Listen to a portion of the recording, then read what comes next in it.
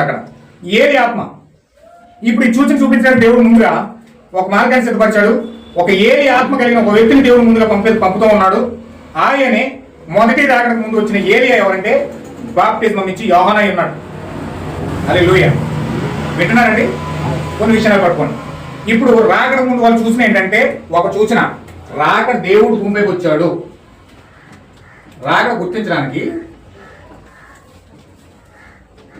దేవుడు భూమిపైకి వచ్చాడని చెప్పడానికి ఒకటి ఏంటంటే ఇక్కడ కుంటివారు నడవడం,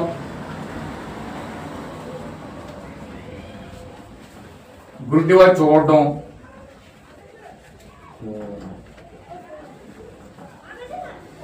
మోగవాళ్ళు మాట్లాడడం,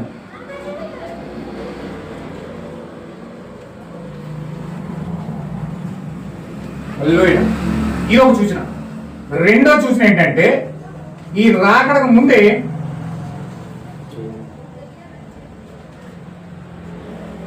ఆ యొక్క మెస్సియన్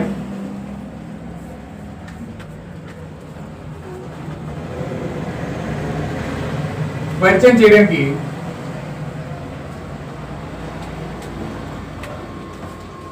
ఏలియా వస్తా ఉన్నాడు.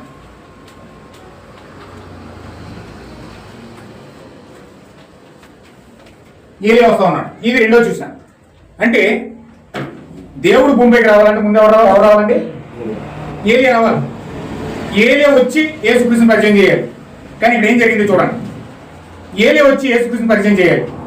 లేఖనాల ప్రకారం యెషయా గ్రంథం 40వ అధ్యాయంలో 3వ వచనంలో యెషయా ఈ యొక్క బాప్తిజం నుంచి యోహాను కోసం ప్రవచించాడు.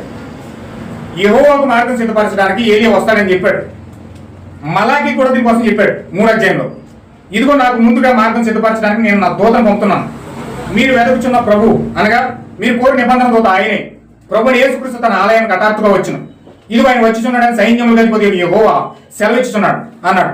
ఆ దూత బాప్తిజం ఇచ్చి యోహానని స్వయంగా యేసుక్రీస్తు ప్రభువే లోకసువార్త 7వ అధ్యాయంలో 24వ వచనంలో చెప్పాడు. ఆయన ఈ యోహాను కోసం మలాకి ప్రత్యేకంగా చెప్పాడు. మలాకి గ్రంథం 4వ అధ్యాయంలో ఈ విధంగా మలాకి ప్రవచించాడు.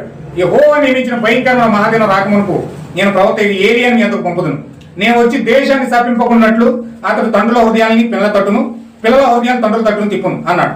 అదే ప్రవచనం నెరవేరేటప్పుడు దేవుడు గాబ్రియేలు దూతను మందిరంలో బలిపీఠం దగ్గర ధూపం వేయించిన జకరియా దగ్గరికి వచ్చి మలాకి చెప్పిన అదే ప్రవచనాన్ని జ్ఞాపకం చేశాడు. హల్లెలూయా. కొంచెం మీరు జాగ్రత్తగా గమనించాలి. ఇక్కడ జరుగుతున్నది ఏంటంటే యెషయా చెప్పాడు ఏలియా వచ్చి మెస్సియాను పరిచయం చేస్తాడని.